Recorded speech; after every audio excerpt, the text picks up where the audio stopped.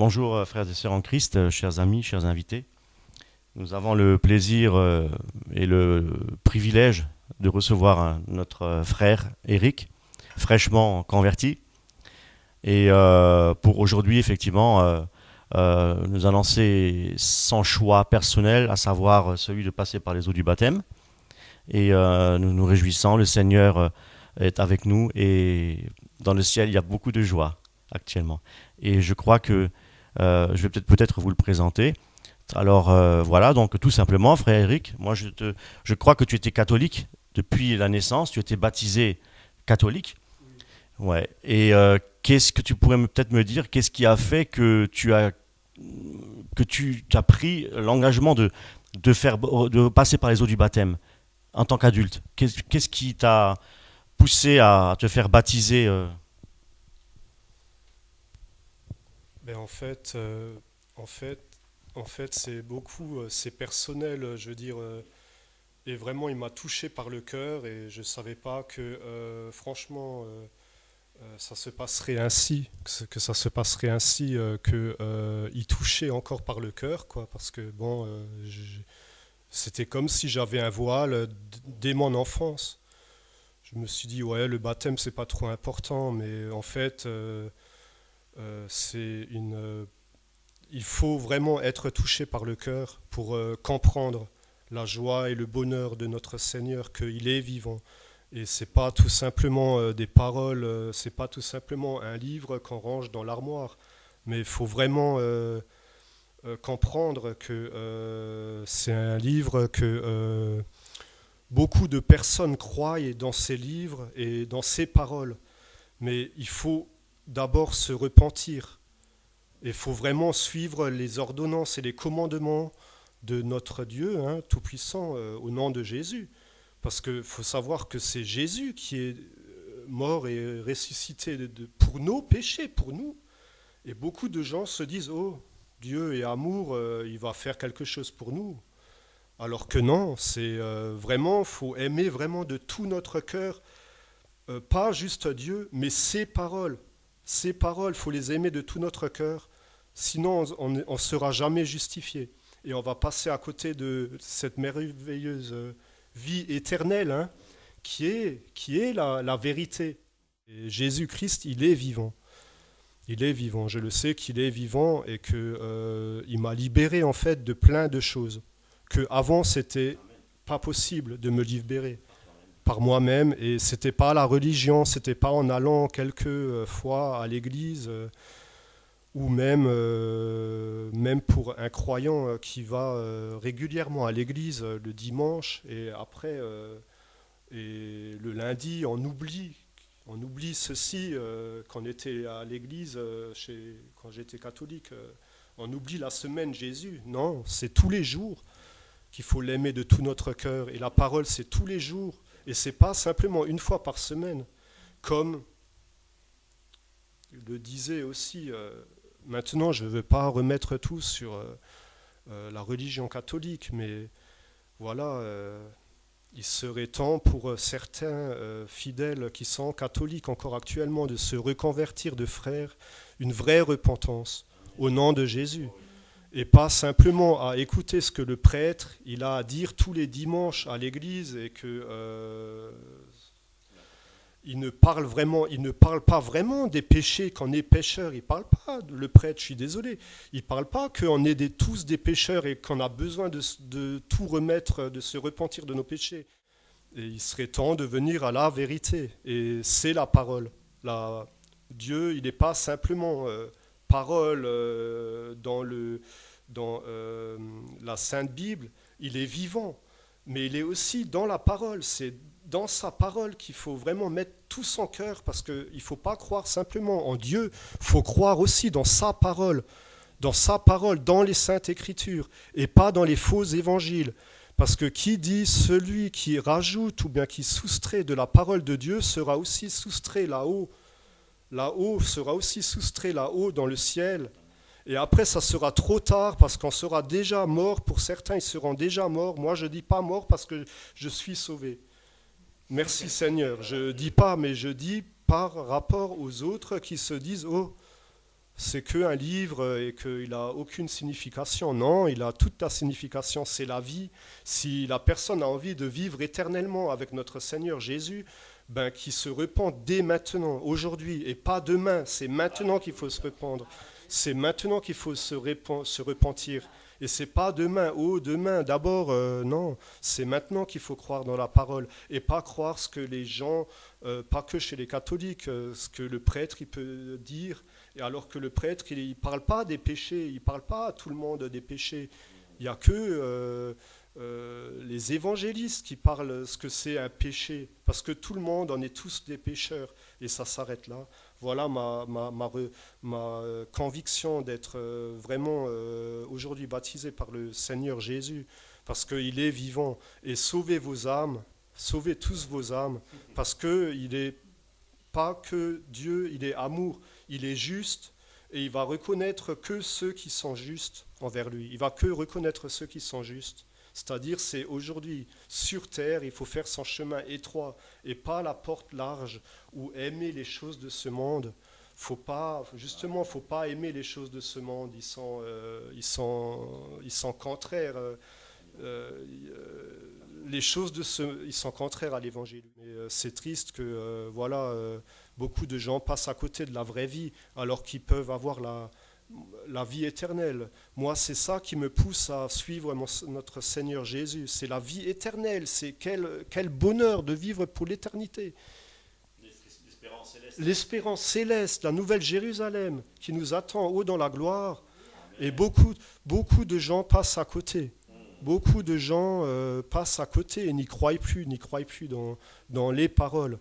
Et c'est que la Sainte Bible qui a la vérité.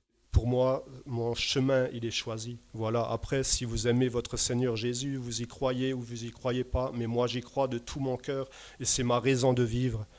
Alléluia. Amen. Bien. Alors il y a aussi Sœur Clarisse qui est avec nous, et puis naturellement aussi ma chère et tendre Karine. Alors, qui c'est qui tu veux peut-être rajouter quelque chose?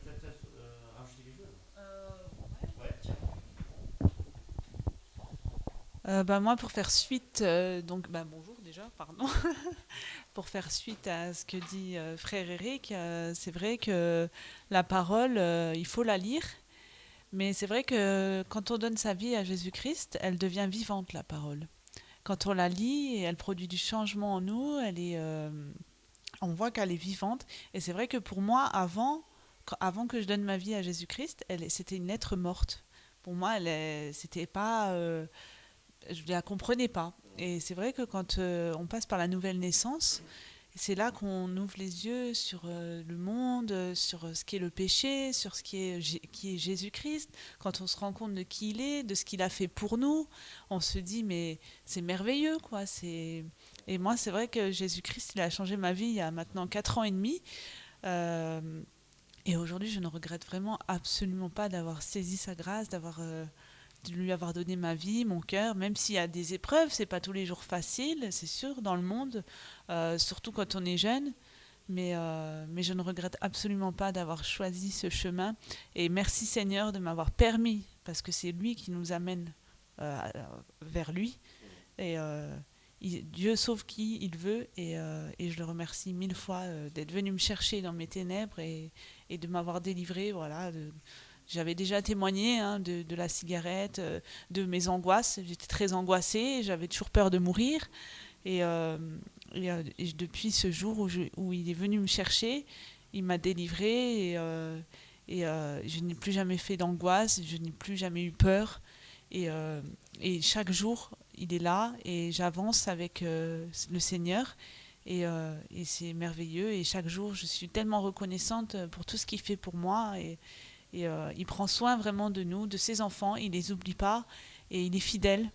Et voilà, merci Seigneur. Gloire à Dieu. Alléluia. Merci pour ces merveilleux témoignages.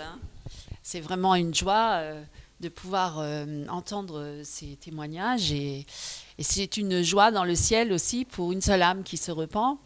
C'est une joie dans le ciel. Le Seigneur se réjouit et tous les anges avec et nous aussi. Et vraiment, on est vraiment très heureux parce que c'est ça. Pourquoi ? Parce qu'on ne vit pas que pour la terre, on vit aussi pour le ciel et pour l'éternité. Parce que c'est vrai que si un chrétien il vivrait que par rapport à la terre, ce serait le plus misérable des hommes. Parce qu'on devrait se priver de tout et soi-disant, parce que beaucoup disent, oui, être chrétien, mais on n'a plus rien le droit de faire. Faux. On n'a plus le droit de s'amuser, de rigoler, de ci, de ça, c'est faux. Ça, c'est un mensonge du diable. Parce que, bon, oui, le chemin est étroit. Bien sûr que mon royaume n'est pas de ce monde. Bien sûr que le monde est à l'opposé de Dieu. Mais ce que nous héritons, c'est un héritage spirituel. Les trésors sont spirituels. Et ça, on ne peut pas le voir avec les yeux charnels. On peut que le voir avec les yeux spirituels. Et Dieu donne la vie merveilleuse en abondance. C'est une vie riche. C'est une vie riche qui donne la paix à l'âme et qui embellit notre cœur, notre esprit. Et vraiment, ce sont des choses que l'homme naturel ne peut pas voir. C'est pour ça que, évidemment, les gens vont dire, vous êtes fous, mais vous suivez Dieu, mais quel Dieu ? Parce que, bon, il est où ton Dieu ? C'est vrai que parfois, on vit des épreuves, on vit des situations difficiles, et puis alors, on se moque de vous, et on dit, oui, mais il fait quoi ton Dieu pour toi ? Oui, effectivement, c'est ce qu'on peut dire, mais on voit déjà dès les premiers temps, dès les premiers chrétiens, ils étaient persécutés. C'est vrai que parfois, suivre Jésus-Christ, ça coûte un prix. C'est vrai que ça demande un renoncement à sa propre vie. Vie terrestre, vie dans la chair, pour les désirs de la chair. C'est-à-dire de vouloir vivre absolument intensément toutes les choses, les bienfaits de la terre, tous les plaisirs du monde, de la chair, etc. Pourquoi ? Parce que les hommes, naturellement, vivent cela. Et les hommes recherchent toujours le bonheur, le plaisir. Mais nous, notre bonheur, notre joie, notre plaisir, il est en Christ. Il est dans le Seigneur Jésus. Et notre espérance, elle est céleste. Elle n'est pas terrestre. Ce monde-là va passer et tout ça convoitise aussi. Ce n'est que pour un temps. Mais celui qui se confie en l'Éternel, eh bien, il a la réjouissance et l'espérance d'une vie éternelle avec lui dans le royaume de Dieu. Et Dieu nous a préparé une place merveilleuse auprès de lui. Et c'est pourquoi le chrétien, il doit être dans une joie merveilleuse, bien plus que les gens du monde. Parce que les gens du monde, ils cherchent une joie, mais elle est éphémère, elle est illusoire. Ils recherchent tout le temps des plaisirs, mais instantanés. Mais après, c'est tout autant le vide, toujours dans leur cœur. Ils n'ont pas la vie remplie, le cœur n'est pas rempli. Alors, ils sont toujours sans cesse en train de rechercher encore et encore et encore des joies et des plaisirs pour remplir ce vide. Et ce vide-là, pourquoi il est toujours là ? Pourquoi ? Et ça donne des angoisses terribles. Et pourquoi ? Mais parce que cette place-là, seule, est réservée à Dieu. C'est là que Dieu veut avoir toute sa place. Il va être le premier dans notre vie pour nous bénir et nous faire du bien. Parce que Dieu est plein de bonté et de bienveillance pour ceux qui se confient en lui. Dieu a des choses merveilleuses en réserve pour lui. Et c'est vrai qu'on ne peut pas le réaliser avant de l'avoir vraiment rencontré. Parce qu'on peut voir les choses comme ça, mais qui est vraiment Dieu ? Dieu se révèle. Dieu se révèle à ceux qu'il a voulu se révéler. Parce que Dieu choisit qui il veut, comme tu l'as dit toi-même. Dieu fait miséricorde à qui il fait miséricorde. Il fait grâce à qui il veut. Et c'est merveilleux parce qu'aujourd'hui, et à toi Claire-Lise, et à moi, et à Eric, et à tous ceux qui sont là autour de cette table, Dieu nous a fait grâce. Amen. Dieu nous a sauvés. Dieu nous a attirés à lui. Dieu nous a sortis de ce monde de ténèbres. Dieu nous a délivrés de ce monde de folie. Ce monde-là qui est contraire à Dieu. Ce monde où on ne pense qu'à l'argent, le Dieu mammon, où c'est que le matérialisme, où c'est que les apparences trompeuses. Et puis finalement, un homme, il vit quoi ? 80 ans, maximum 90, et après il va mourir. Et après la mort vient le jugement. Parce que c'est vrai que beaucoup de gens oublient qu'on va tous mourir un jour. Et on peut mourir à tout âge. Il y en a qui meurent jeunes. Alors, vraiment, c'est une grâce pour nous d'avoir rencontré le Seigneur. Et ce que nous souhaitons par ce témoignage, et par ce merveilleux témoignage d'Éric et de Claire-Lise, et de pouvoir dire, encore aujourd'hui, c'est le temps de la grâce. Alors aujourd'hui, saisissez encore aujourd'hui le temps de la grâce. Saisissez aujourd'hui encore, le Seigneur vous tend la main. Voilà, si vous entendez aujourd'hui, n'endurcissez pas votre cœur, mais aujourd'hui même, saisissez la grâce. Tout à fait, l'enlèvement de l'Église. Tout à fait. Merci. Parce qu'en fait, il y aura beaucoup de gens ils vont plier les genoux devant Dieu avec tous les gens qui sont amassés de l'or, de la richesse ici-bas sur la terre, et ils vont plier les genoux. Oh, il n'y a pas besoin d'y croire. Il n'y a pas besoin d'y croire. Moi, je m'enrichis, je m'achète des grosses voitures et je veux faire ouvrir des entreprises ici-bas sur la terre. Et comme dit la parole, c'est plus facile qu'un chameau il passe dans une aiguille, qu'un riche il rentre dans le royaume de Dieu. Alléluia. Alors, les fidèles, faut ouvrir les yeux, hein. Faut ouvrir les yeux, mais il y en a beaucoup qui vont ouvrir, qui vont plier les genoux. Hein. Moi, j'étais païen, hein. J'étais aussi païen. J'étais aussi aveuglé. Hein. Et voilà, merci Seigneur, il a vu que j'ai eu beaucoup de souffrance ici-bas sur la terre. Et voilà, et merci Seigneur. Mais j'étais aussi insensé, je voulais aussi m'enrichir, l'argent, les voitures, l'argent. Non, l'orgueil, c'est un péché, je suis désolé. Hein. C'est écrit dans les commandements de notre Père. Hein. Alors voilà, moi je vous dis, il y aura un jugement. Je sais, il y aura un jugement. Et beaucoup vont plier les genoux. Et ceux qui veulent toujours rester dans la loi, dans la religion, et qui croient que c'est selon les œuvres qu'on est sauvé, eh ben non, c'est selon la foi. Et Jésus, il nous met des œuvres sur la route, sur le chemin, et c'est là qu'on va faire des œuvres qui sont justifiées, qui sont pour glorifier Jésus, et c'est là qu'il reconnaît les œuvres. Mais toutes les œuvres qui sont avant, juste en appartenant dans une religion catholique ou je ne sais d'autres religions, ben, par rapport aux lois et aux œuvres, ben, c'est du vent, hein, excusez-moi le terme, hein, c'est tant qu'on n'est pas justifié, qu'on n'a pas la foi, ben, si on n'est pas pour Jésus, ben, on est pour l'autre. Et l'autre, c'est qui ? Mais voilà, moi je me suis tourné à Jésus et je suis fier parce que je suis content, parce que c'est le seul qui est mort pour mes péchés, pour nos péchés. Et je sais qu'il est vivant. Pourquoi ? Parce que j'ai eu, comme dit, un souffle de vie. Non, je voulais juste rajouter parce que tu parlais du riche et en fait moi je dis souvent, le riche, le milliardaire qui a tout sur la terre, moi souvent si je l'aurais en face de moi, je dirais ben non, moi je suis plus riche que toi en fait, parce que bien que je sois pauvre en argent ou tout ça, mais je suis riche grâce à Jésus parce qu'on a trouvé le plus beau des trésors, la plus belle pierre précieuse, il n'y a pas plus.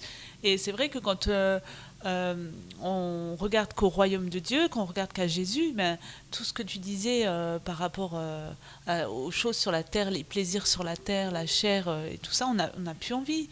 Le Seigneur, il nous délivre, et plus on avance avec lui, plus on se rapproche de lui, et plus on est délivré, et on n'a même plus envie. Et des choses de la terre, on trouve ça même nul.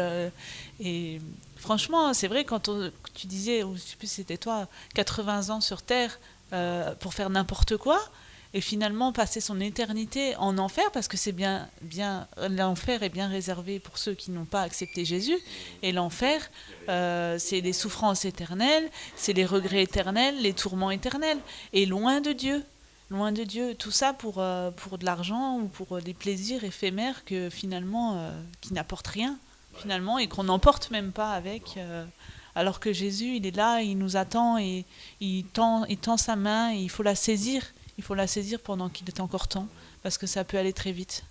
Voilà, c'est ce que je voulais rajouter. Alors tout à l'heure, Karine disait effectivement que Dieu se révèle, que Dieu est un Dieu qui se révèle. Et justement, frère Eric, moi j'aimerais te poser la question, parce que je vois que tu as tellement de zèle, tu es amoureux de Christ en fait. Je vois que ça fait quoi ? Ça fait 5 mois que tu es converti. Ça fait depuis le mois de septembre. Depuis le mois de septembre que tu lis la Bible. Et le Seigneur t'a déjà bien transformé. Ah, gloire à Dieu.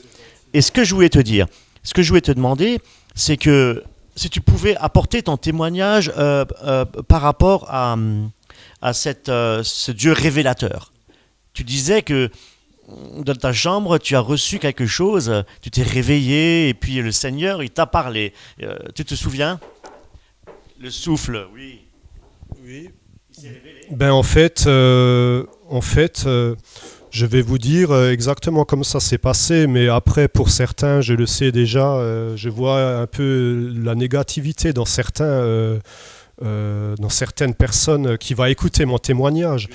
Mais voilà, moi, j'ai suivi d'abord au début beaucoup, parce que avec frère Eric, au début, c'est lui aussi, en quelque sorte, et sœur Karine, qui m'ont mis sur le chemin de la parole de notre Dieu au nom de Jésus Tout-Puissant. Il faut lire, je vous dis qu'il faut lire la parole de Dieu, c'est-à-dire la Sainte Bible. Mais moi, en fait, j'ai commencé par le Nouveau Testament, comme il m'a dit, frère Eric, par le Nouveau Testament. Et j'ai suivi déjà le premier commandement. Tu aimes ton Dieu plus que tout. Ça veut dire tu aimes la parole plus que tout et tu restes fidèle. Et moi, ça m'est arrivé comme ça. Le matin, je me levais au début, une demi-heure avant, je lisais quelques versets, quelques chapitres de l'Évangile et j'allais au travail. Après, le soir, je rentrais, mais je pensais déjà tous les jours à Dieu, à notre Seigneur Jésus, à la parole que j'étais en train de changer intérieurement. Et en fait, au fur et à mesure que j'ai lu le Nouveau Testament, en espace de un jour, le lendemain, j'ai eu à la maison, dans mon lit, et j'avais à peine terminé l'Apocalypse, le livre l'Apocalypse, le dernier chapitre, et j'ai eu, comme dans un songe, comme dans un rêve, j'ai eu du vent, quelque chose qui me soufflait dans le nez. Mais vraiment à fond, comme un vent qui me traversait par le nez, Et en fait, sur le coup, j'ai pas eu peur. J'ai pas eu peur de ceci. Comme si ce vent me rassurait à l'intérieur de moi que je n'ai pas eu peur de ce vent. Et je ne savais pas à ce moment précis qu'est-ce que c'était, qu'est-ce qui m'arrivait. Je me suis réveillé même. Et j'ai vu qu'il n'y avait pas de vent, tous les volets étaient fermés, la maison, mon lit, ma chambre, qu'il n'y avait pas de trou de vent, la fenêtre était bien fermée, la porte fermée, que ce n'était pas possible. Et j'ai entendu au loin, dans mon subconscient, j'ai entendu « Voici ta grâce ». Et ça venait des cieux, ça venait du ciel, ça venait pas de quelqu'un avec un micro, ou ça venait loin, loin, loin de l'éternité, ça venait loin « Voici ta grâce ». Et après, précipitamment, je me suis pas réveillé, j'ai continué à dormir, à faire... Mais en fait, frère Eric, c'était pas un rêve. C'était pas un rêve. J'étais conscient dans mon lit, mais j'étais comme soulagé, anesthésié par ce vent qu'on m'a soufflé dans les narines, et que cette grâce, que ça venait de Dieu. Je le savais déjà que ça venait de Dieu. Et après, le lendemain, je me suis précipité quand même, ça m'a transformé, mais ça m'a précipité vers frère Eric, je lui ai envoyé un message et je lui ai demandé que cela pourrait, pourquoi, d'où ça pourrait provenir de cela, du vent par les narines. Et en fait, il m'a dit, mais aussi que Dieu, il a soufflé dans les narines quand l'homme le souffle de vie. En fait, c'est un souffle de vie. Parce qu'on est corps, âme et esprit.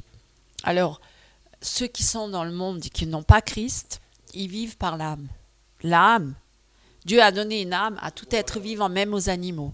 Et il a soufflé la vie dans l'âme.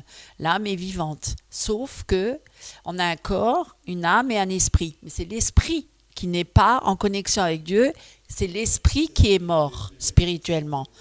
C'est pourquoi tous ceux qui sont dans le monde, ils sont morts spirituellement. Parce que leur esprit n'est pas en relation avec Dieu. Mais ils ont une âme et ils vivent par l'âme. Ils vivent par les sentiments, par la chair. Parce que l'âme, c'est en rapport avec la chair. Donc, ils ont des sentiments, ils ont une intelligence, ils ont des émotions, ils ont tout ça. Ils pensent être vivants, mais ils ne sont pas vivants. Ils sont morts spirituellement. Mais ils sont vivants dans la chair, c'est-à-dire comme en tant qu'animal. Parce que celui qui n'a pas l'esprit, il est comme un animal. Donc, Adam, le premier Adam, c'était un être animal. Et le deuxième Adam, Jésus-Christ, ceux qui sont en Jésus-Christ, ils sont spirituels. Donc, ils marchent par l'esprit, ils ne marchent pas par la chair. Ils ne marchent pas par la vue, mais ils marchent par le Saint-Esprit. Parce que leur esprit s'est réveillé. C'est pour ça qu'il y a la nouvelle naissance, l'éveil de l'esprit. Réveillez-vous. Voilà, c'est ça. Alors que l'âme... et maintenant, l'âme, elle doit être assujettie à l'esprit. L'âme doit maintenant se soumettre à l'esprit. Parce qu'il y a beaucoup de chrétiens qui vivent par l'âme et pas par l'esprit. Ils ne sont pas soumis à l'esprit, ils sont soumis à leur âme. Et ils marchent par les sentiments et par l'âme. Et ils sont des chrétiens charnels. Ce ne sont pas des chrétiens spirituels. Voilà, ils ne sont pas soumis à Dieu. Parce que celui qui est soumis à Dieu, il fait mourir les œuvres de la chair. Et l'âme est soumise au Saint-Esprit, à l'esprit. Notre esprit qui est en relation avec Dieu a assujetti notre âme pour ne pas vivre par les émotions et les sentiments qui sont contraires à Dieu. Donc voilà. Donc l'âme, elle doit être soumise. Elle ne va pas mourir, elle va être soumise. Amen. Sœur Clarisse, tu as quelque chose à dire?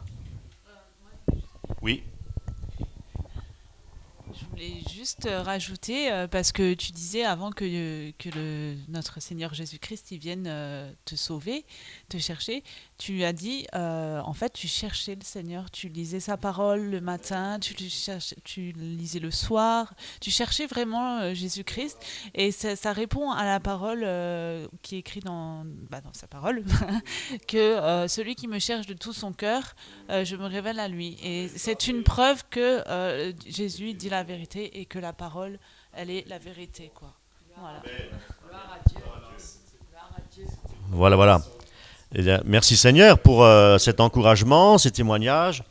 Et voilà, donc effectivement, donc tu souhaites effectivement passer par, pour revenir un petit peu au baptême, tu souhaites effectivement passer par les eaux du baptême. Tu es convaincu, je pense que Dieu t'a convaincu que c'est une nécessité, non pas que le baptême sauve, mais qu'à travers le baptême, tu t'identifies à Jésus-Christ. Hein? C'est-à-dire que quelque part, tu es mort et ressuscité avec Jésus-Christ. Hein, parce que Jésus-Christ est mort et ressuscité, donc tu t'identifies à lui dans sa mort sur la croix. Et de ce fait, effectivement, tu as choisi maintenant de t'engager avec le Seigneur pour marcher sur ce chemin étroit et pour le servir. Parce que dans ton cœur, tu as vraiment ce désir de servir le Seigneur. Tu veux peut-être dire quelque chose? Tu aimes le Seigneur, tu veux le servir. Gloire à Dieu. Voilà, en fait, c'est difficile à expliquer parce que, en fait, notre vie, elle n'est pas que terrestre. Elle n'est pas que terrestre. Elle est aussi céleste. Et c'est comme elle disait, sœur Karine, elle disait aussi que la majorité des gens, c'est quoi? C'est 80 ans, 75 ans. Allez, s'il y en a du bol en vie, les 90 ans. Et après, quand arrivé à 90 ans, comme je connais beaucoup de personnes, elles n'ont plus envie. Parce qu'elles sont affaiblies par la chair et elles ont envie carrément de partir. Mais elles ne savent pas là où elles vont atterrir, quoi. Parce que moi, ce qui m'est arrivé avec le souffle de vie, j'ai la certitude de tout mon cœur que ce n'est pas la religion, n'importe quelle religion qui sauve. C'est bel et bien la parole de Dieu. C'est Dieu. Dieu, il est vivant. Il est dans la parole. Et après, il faut faire attention parce qu'il y a des faux évangiles aussi qui existent. Des fausses doctrines. Il y a la saine doctrine. Et oui, moi, franchement, le souffle de vie, je sais que ça m'a transformé intérieurement. Et plus j'avance dans la parole, plus j'étudie la parole, plus j'ai de l'amour. Je reçois de l'amour continuellement, que j'ai besoin d'aimer mon Seigneur, de mon Sauveur, parce que c'est lui qui m'a sauvé. La Sainte Bible, elle n'est pas catholique, elle n'est pas protestante, elle n'est pas évangile de prospérité, elle n'est pas évangile, elle est Dieu, elle est la parole. Il ne faut pas simplement croire en Dieu, il faut croire dans sa parole. Parce que sans la parole de Dieu, personne n'est sauvé. Je m'excuse de dire cela. Et je sais qu'aujourd'hui, j'ai besoin de me faire baptiser au nom du Père, et du Fils et par le Saint-Esprit.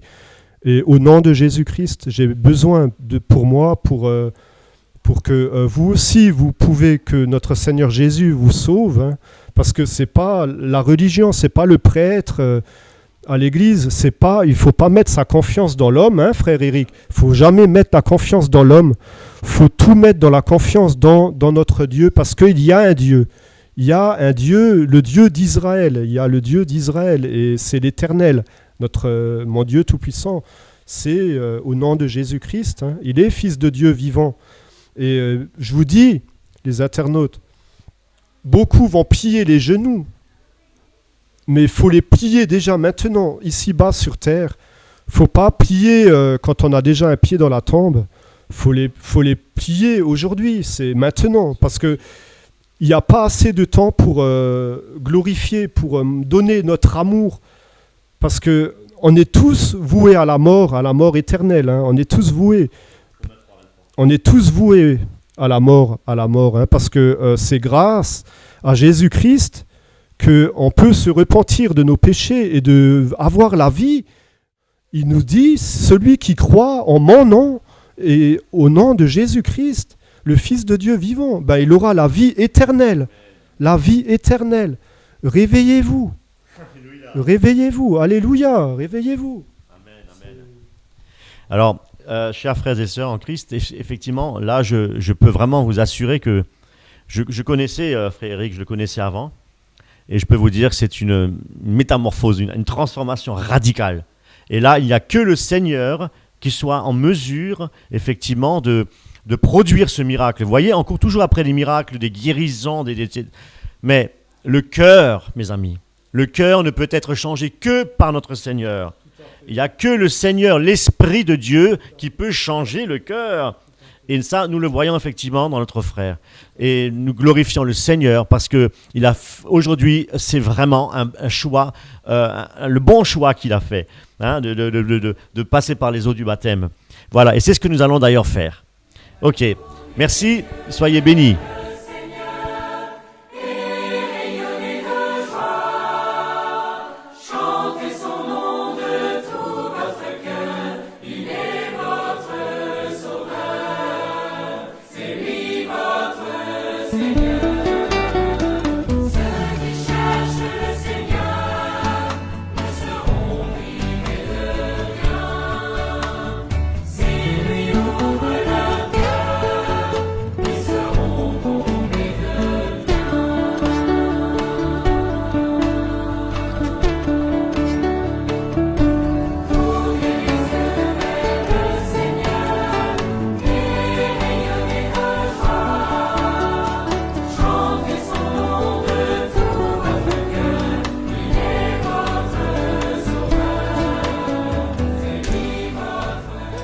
Alors, frère Éric, oui.